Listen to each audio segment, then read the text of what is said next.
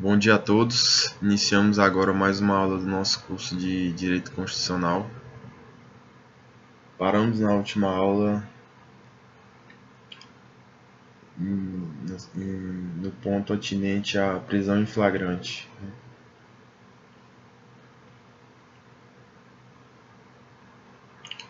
No caso de membro do Congresso Nacional, o membro só será preso na hipótese de flagrante de crime inafiançável e nessa hipótese a respectiva casa resolverá, isto é, o Senado Federal ou a Câmara dos Deputados, conforme a hipótese. Vamos ver se a gente acha esse dispositivo aqui. Artigo 53, parágrafo 2º. Desde a expedição do diploma, os membros do Congresso Nacional não poderão ser presos, salvo em flagrante de crime inafiançável. Nesse caso, os autos serão remetidos dentro de 24 horas à casa respectiva para que, pelo voto da maioria de seus membros, resolva sobre a prisão. Então, hipótese de revogação de prisão efetuada, quer dizer, a revogação é efetuada pelo Poder Legislativo.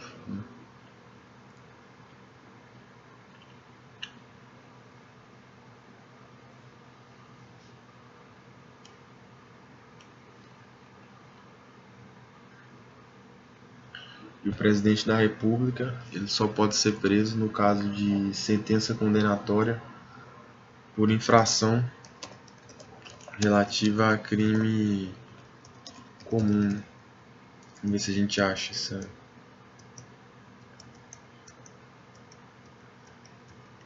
dispositivo.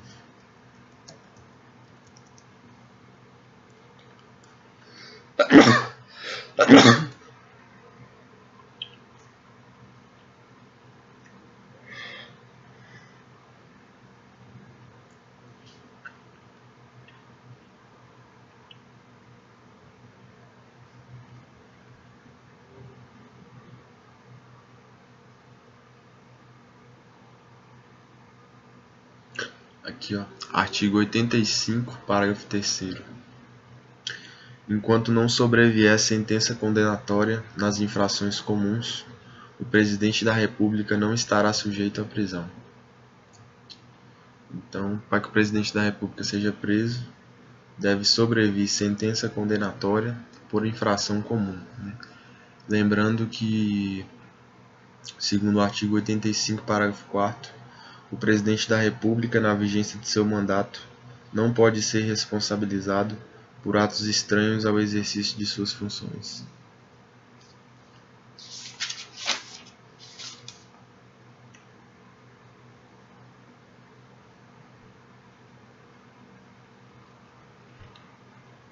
Magistrados e membros do Ministério Público só podem ser presos por ordem do tribunal competente ou em caso de flagrante de crime inafiançável. Nessa hipótese, deve haver a comunicação ao órgão superior da instituição. Vamos ver se a gente acha esse dispositivo aqui.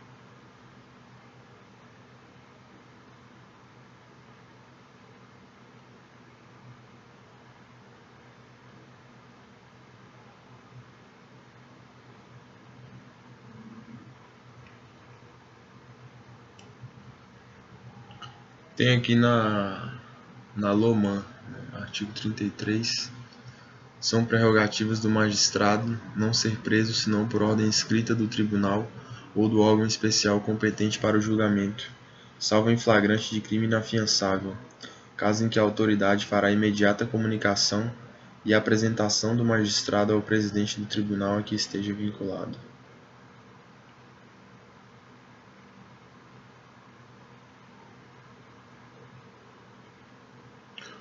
Quando no curso de investigação houver indício da prática de crime por parte do magistrado, a autoridade policial, civil ou militar remeterá os respectivos autos ao tribunal ou órgão especial competente para julgamento, a fim de que se prossiga a investigação.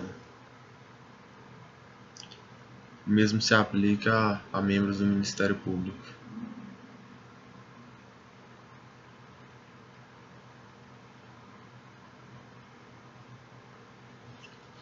Os agentes diplomáticos e suas famílias também gozam de imunidade, né? Vamos ver se a gente acha esse dispositivo aqui.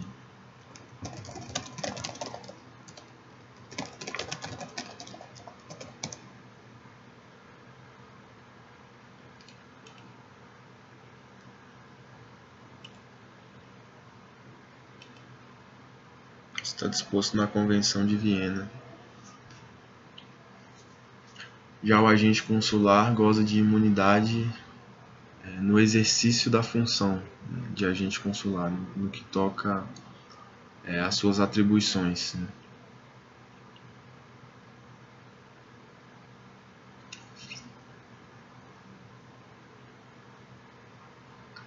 Uma reforma operada pela Lei 12.403 de 2011, a prisão em flagrante passou a ser uma medida pré-cautelar, né? E uma vez efetuada a prisão em flagrante, deve haver de imediato a comunicação ao juiz, que a converterá em prisão preventiva ou promoverá a liberação do preso em flagrante, com ou sem a imposição de outras medidas cautelares.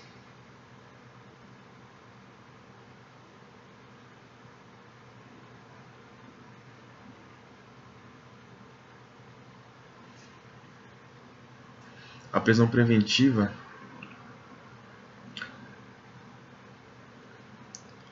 ela será justificada pela necessidade de preservação da ordem pública, né? E o que seria isso? A ordem pública é um termo, vamos dizer, é um conceito jurídico indeterminado, né?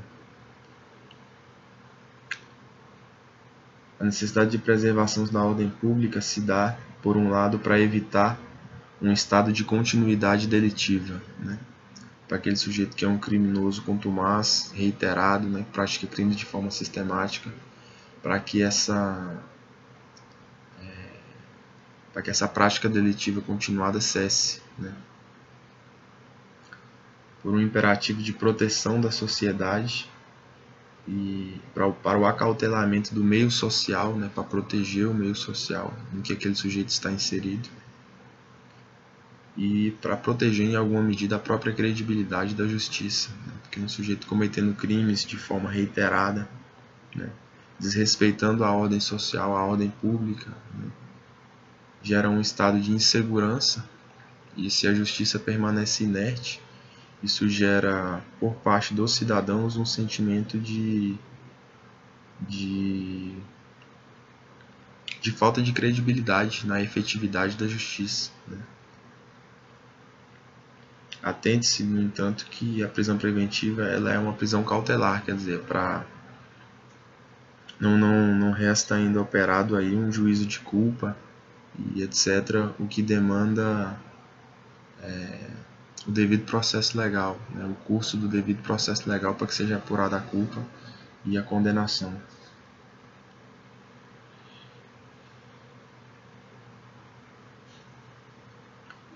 É importante anotar que o clamor público por si só não justifica a prisão preventiva. Vamos supor que um sujeito tenha cometido um crime bárbaro, né? Vamos supor que ele tenha assassinado a própria esposa e haja um clamor público para que esse sujeito seja retirado do meio social, para que ele seja preso, para que ele seja punido, né? Mas vamos supor também, nesse caso hipotético, que reste verificado que se tratou de um fato absolutamente pontual, que o sujeito não é criminoso, que é um sujeito que levava uma vida regular, uma vida pacata até então, que teve foi um episódio pontual na vida dele, que claro, deve ser apurado, deve ser punido, mas que não justifica a imposição da prisão preventiva, né? Não está em perigo ali a ordem pública, né? Ainda que haja um clamor público pela punição desse sujeito, esse clamor público não se confunde com o perigo efetivo à sociedade, né? Ou à credibilidade da justiça. Um argumento interessante para ser usado em sentenças é o seguinte: é sabido que a gravidade abstrata do delito não justifica a imposição da prisão preventiva. Você dizer, olha, o homicídio é um crime muito grave, o latrocínio é um crime muito grave, a gravidade abstrata do delito não justifica. Mas o modus operandi, quer dizer, o meio de execução, o meio eleito pelo sujeito para a execução do delito, a depender de qual seja esse meio, ele justifica, né? Esse meio pode evidenciar uma periculosidade, um determinado grau de periculosidade do cidadão, e esse grau de periculosidade é o que justifica a imposição da prisão preventiva.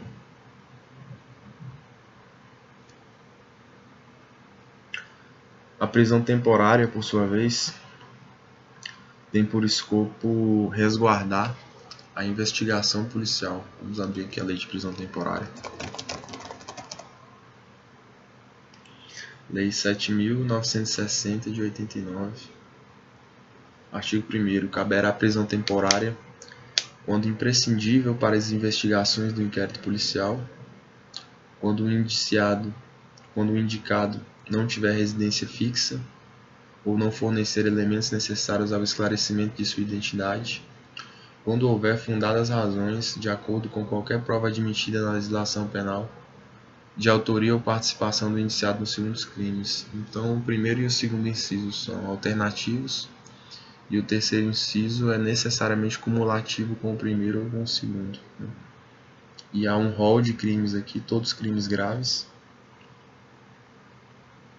Então, recapitulando, para o cabimento da prisão temporária, que se dará somente na fase de inquérito policial, é necessária a imprescindibilidade da prisão para as investigações do inquérito policial.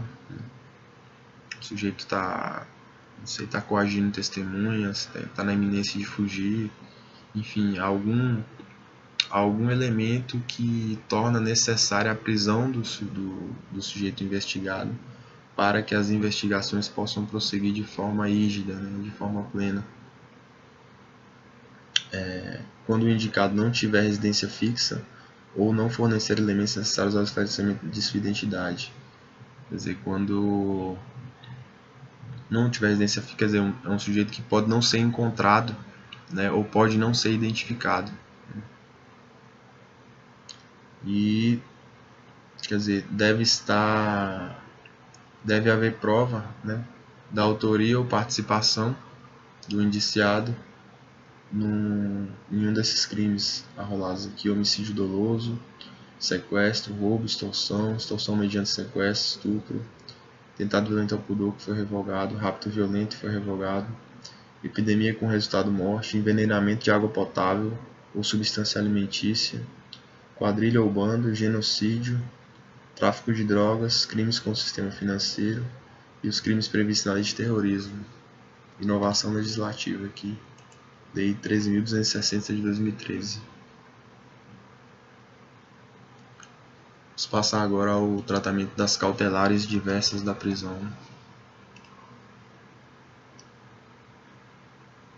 Se não me engano, estão aqui no artigo 319. Consistem no... E é relevante apontar aqui que, tendo em vista o direito constitucional fundamental à liberdade, inscrito no artigo 5º caput da Constituição Federal, bem como o princípio da presunção de inocência, A prisão, antes da sentença condenatória transitada em julgado, ela deve guardar sempre um caráter de excepcionalidade. É a medida mais gravosa e, portanto, é a medida que deve ser adotada somente quando não for suficiente a adoção de alguma das medidas cautelares diversas da prisão.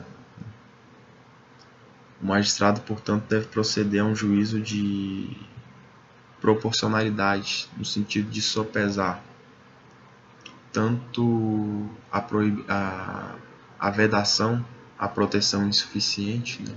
No caso, a proteção insuficiente à sociedade, né? Ele não deve deixar a sociedade desprotegida,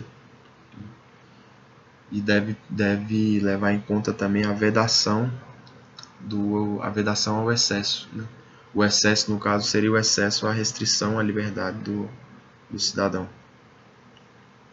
Então, quando for imprescindível ao resguardo da sociedade, a prisão do sujeito, essa medida restritiva máxima, não configurará um excesso, né? Se houver a possibilidade de resguardar, de acautelar a sociedade, ou alguma das finalidades do artigo 312, mediante o estabelecimento de uma cautelar diversa da prisão, caso o juiz estabeleça a prisão, haverá aí um excesso por parte do magistrado. Então, vamos ler aqui. Medidas cautelares diversas: comparecimento periódico em juízo, proibição de acesso ou frequência em determinados lugares, proibição de manter contato com determinada pessoa, proibição de ausentar-se da comarca, recolhimento domiciliar nos períodos noturnos e dias de folga, suspensão do exercício de função pública ou atividade de natureza econômica ou financeira, quando houver justo receio de sua utilização para a prática de infrações penais, internação provisória do acusado nas hipóteses de crimes praticados com violência ou grave ameaça, quando os peritos concluírem ser inimputável ou semi-imputável, aí no caso aqui do sujeito do inimputável ou semi-imputável, né? Aí não, apesar a internação não é prisão, né? Por isso uma cautelar diversa. Fiança nas infrações que admitem para assegurar o comparecimento a atos do processo, evitar a obstrução do seu andamento, ou em caso de resistência injustificada à ordem judicial. Monitoração eletrônica.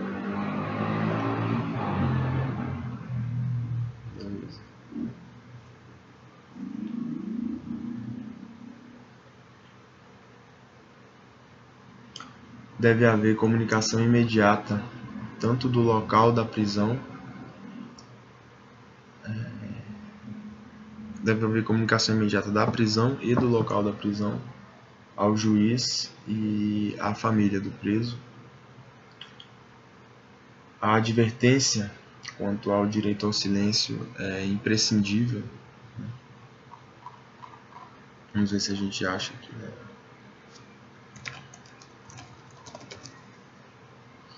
Aqui, 306 do CPP. A prisão de qualquer pessoa e o local onde se encontre serão comunicados imediatamente ao juiz competente, ao Ministério Público e à família do preso ou à pessoa por ele indicada. 306, parágrafo 1º. Em até 24 horas após a realização da prisão, será encaminhado ao juiz competente o auto de prisão em flagrante, e caso o autuado não informe o nome de seu advogado, cópia integral para a Defensoria Pública.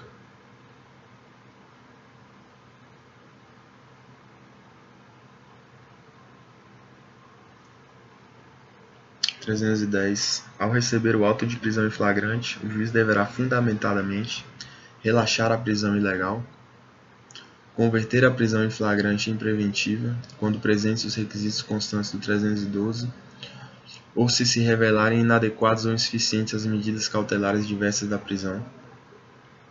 Tá aqui.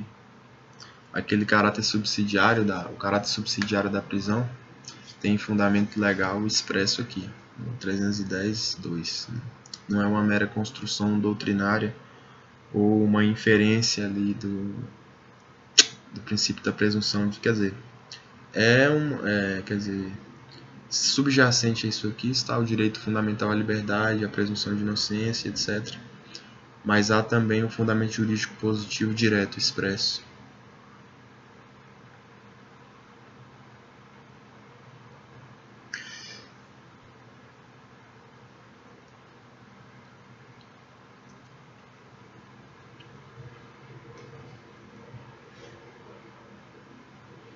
Aí já há um salto aqui. Passamos a tratar de um tema absolutamente distinto. E, portanto, vou deixá-lo para a aula seguinte. Muito obrigado a todos pela atenção. Fiquem com Deus.